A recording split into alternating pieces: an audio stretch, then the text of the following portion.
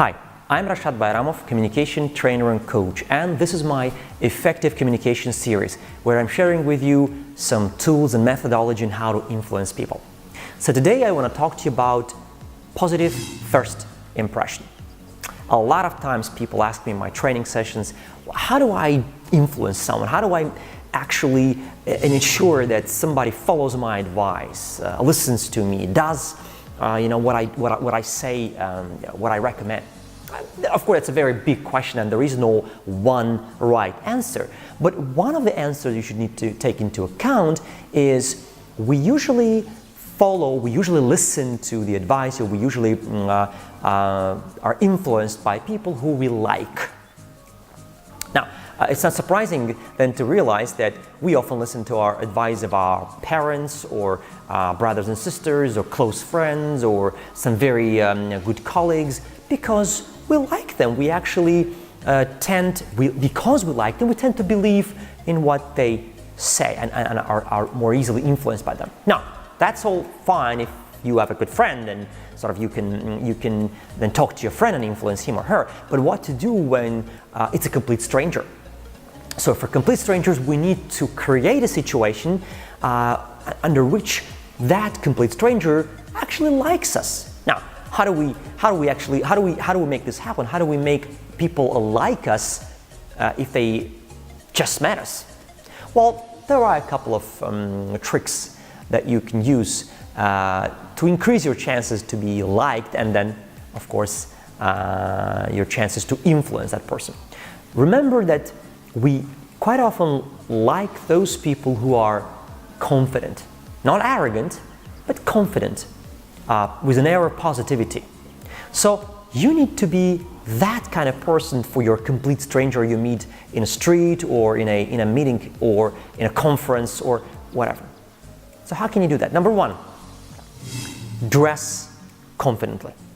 Now, by that I mean you need to follow that kind of dress code that makes you look confident, even if you are deep down inside your heart not that confident, not that sure. So dress confidently, and when you dress in such a manner that actually creates an air of confidence around you, you start influencing people without even saying a word. Think about why business people prefer to have suits and ties.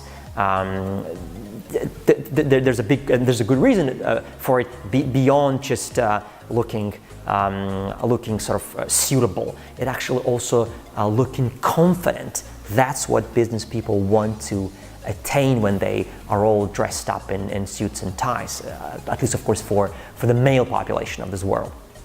Dress confidently. Number two, move confidently.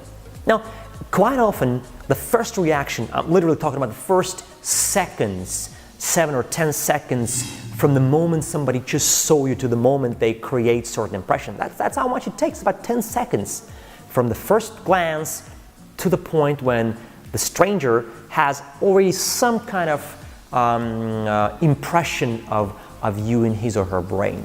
So you should really use those 10 seconds correctly. So if you dress confidently, it's good. You need to move confidently. And by that I mean sort of your movements should just tell about you that you know what you're doing, you know who you are, you know why you're here.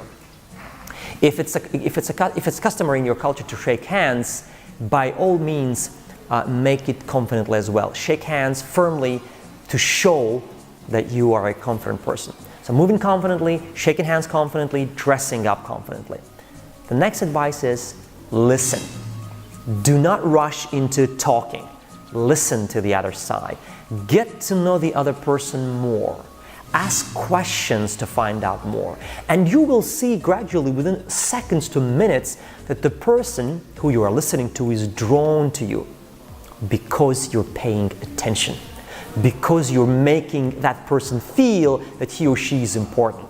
So listening is a big time mode for you to influence someone.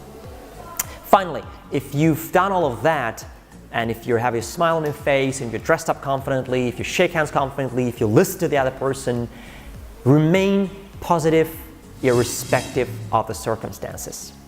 I'm not talking about just smiling all the time. I'm talking about having that expression on your face, that movement about your body, which shows that you are in control. You can handle the situation, you can handle the problem. That air of confidence is the ultimate level to which you need to aspire. And that's the level, if you really live up to that image, people will accept you as somebody who they want to follow, as somebody who knows what he or she is doing, as somebody who they're ready to listen to and ultimately be influenced by.